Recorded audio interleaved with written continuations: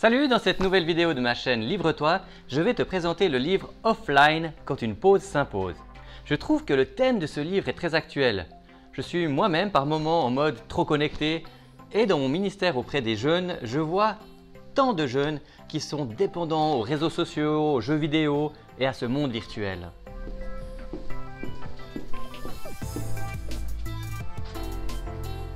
Livre-toi, c'est chaque fois un conseil et une offre intéressante. Le livre Offline, quand une pause s'impose, a été écrit par Isabelle de Joude-Berton. Isabelle est une blogueuse, une conférencière et une auteure de livres. Lorsque j'ai lu ce livre Offline, quand une pause s'impose, j'ai tout de suite pensé que ce livre serait intéressant. Mais il m'a fallu quelques semaines pour oser m'y mettre car je savais que cela pouvait me remettre en question sur mon style de vie. Alors j'ai commencé et j'étais frappé de voir que l'auteur reste modeste, humble et que ce qu'elle écrit est accessible, argumenté, prenant appui sur du vécu, des conseils judicieux, pragmatiques. Et surtout pour enrichir le texte, elle utilise de nombreux versets et commentaires bibliques appropriés. Isabelle de Joude n'impose pas sa pause. Le titre du livre et son développement nous conseillent une pause à un moment donné. Oui, mais quand, direz-vous? Quand devons-nous faire une pause et pourquoi? Eh bien, quand, pourquoi, comment? Est-ce une obligation? Est-ce possible? Plusieurs de ces questions pertinentes sont abordées par l'auteur qui répond de façon simple et claire. Dans son introduction, plusieurs personnes prennent la parole concernant leur avis sur ce livre et je trouvais intéressant de vous en partager quelques-unes. Par exemple, une personne qui dit « Il y a quelque temps, nous avions pris la décision d'arrêter d'avoir la télévision chez nous. Ce livre nous a guidés et aiguillés sur plusieurs points que nous avons développés. » Une autre personne nous dit « Ce livre m'a permis de revoir mes priorités. J'ai fait cette expérience offline. C'est tellement simple à mettre en place. Depuis la lecture de l'ouvrage, je regarde beaucoup moins les réseaux sociaux. Je regarde encore moins la télé et me replonge avec délice dans la lecture. J'ai plus de temps pour moi. » Encore une autre personne nous dit « Notre société a tous les atouts en main pour communiquer avec l'autre bout du monde alors que notre voisin reste un parfait inconnu. Nos enfants grandissent et gardent ou partagent leurs secrets, leurs angoisses ou leurs victoires avec quelqu'un d'autre qu'un membre de leur famille par manque de communication. J'ai beaucoup aimé le style d'écriture simple et accessible à tout le monde. » Une autre personne nous dit « Personnellement, ce livre m'a fait un bien fou afin de pouvoir remettre mes priorités là où elles devaient l'être.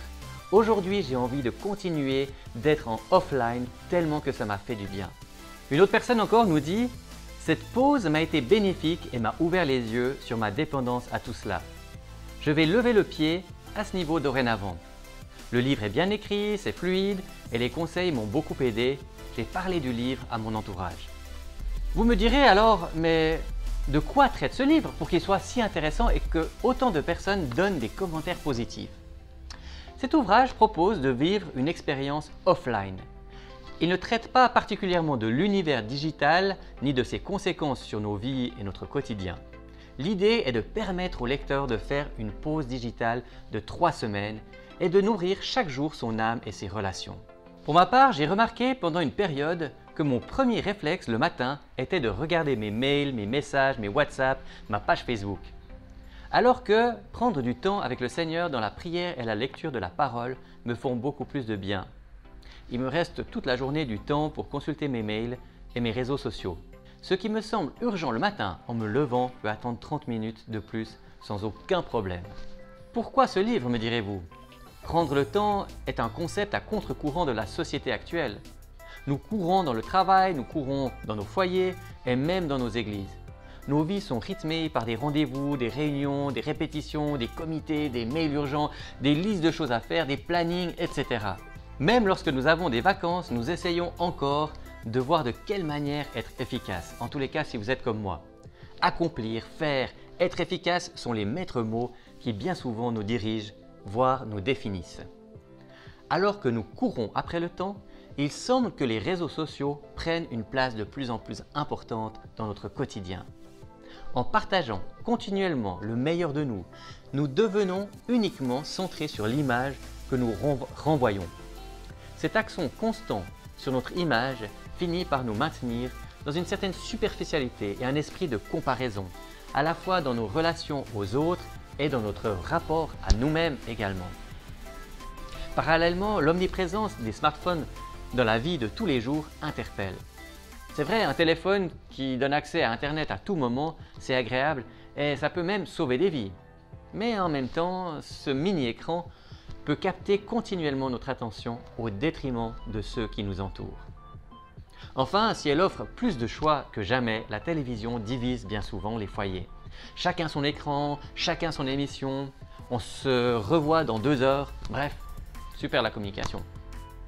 Déjà en 2010, l'INSEE rapportait que les Français passaient en moyenne 4 heures par jour devant les écrans et 1h20 sur les réseaux sociaux. Et je pense que ça n'a pas évolué dans le bon sens.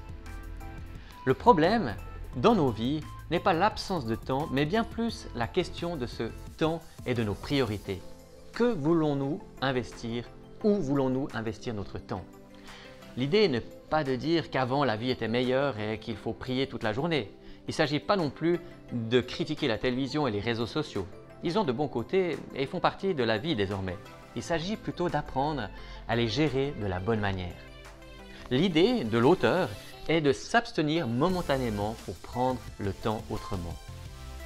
L'objectif de cette expérience de 21 jours est de vous aider à reposer votre esprit de tout ce qui capte continuellement votre attention. C'est aussi vous encourager à utiliser le temps autrefois consacré à la télévision et aux réseaux sociaux pour faire quelque chose d'autre, pour gérer des relations de manière différente. C'est ralentir le pas, se poser, prendre le temps de s'émerveiller, de penser, de discuter, de voir ce qui nous entoure. Comment pouvons-nous utiliser ce livre? Ce livre est votre compagnon de route pendant 21 jours. Chaque jour, vous serez invité à lire une pensée et à faire une activité à la place du moment où vous aviez l'habitude de naviguer sur vos écrans. L'objectif est de vous ressourcer, de vous donner un sentiment de repos.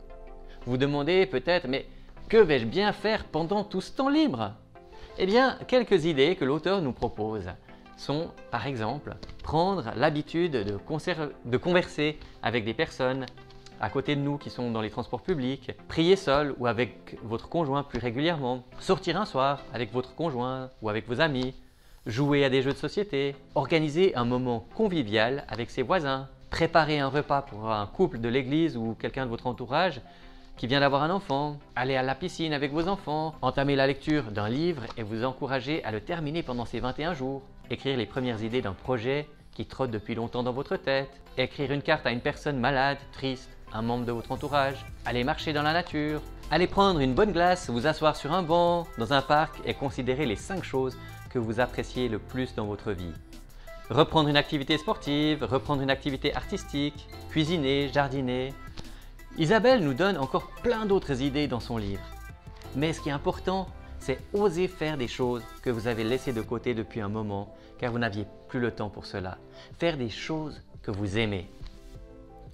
Apprenons à donner la première place à notre bien-être et à celui de notre foyer avant de courir répondre à tout le monde.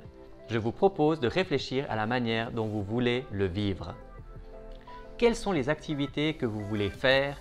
Quels sont les livres que vous aimeriez lire? Quelles sont les personnes que vous voulez voir? L'auteur répond également à quelques excuses que vous pourriez avoir du style « Je crains de ne pas arriver au bout de ces 3 semaines, est-ce que c'est pas trop long ?» ou bien « Est-ce qu'une appli est considérée comme un réseau social ?» Isabelle de Joude nous propose un défi audacieux. Couper toutes les connexions numériques pendant un temps donné pour renforcer sa communion avec Dieu et retrouver des relations sociales vraies et riches de sens. Au fil des pages, le lecteur, quel que soit son âge, trouvera toutes sortes de conseils et réflexions pour faire de ces moments une période enrichissante pour lui-même et pour ceux qui l'entourent. Alors, qui osera relever le défi? Si tu oses relever le défi, je serais heureux que tu puisses m'écrire un commentaire pour me dire comment tu as vécu ce temps et ce que tu as pu mettre en place. Si tu veux gagner un livre gratuitement, va sur notre page Facebook Librairie Équilibre et participe à notre concours. Le lien est dans la description. N'hésite pas à liker et à partager cette vidéo si elle t'a plu. Pour vous abonner, il suffit de cliquer ici. Vous aimeriez regarder ma dernière vidéo, regardez-la. Et si vous voulez voir une autre vidéo, c'est par ici. Merci à tous de m'avoir regardé jusqu'à la fin et profitez d'une bonne lecture.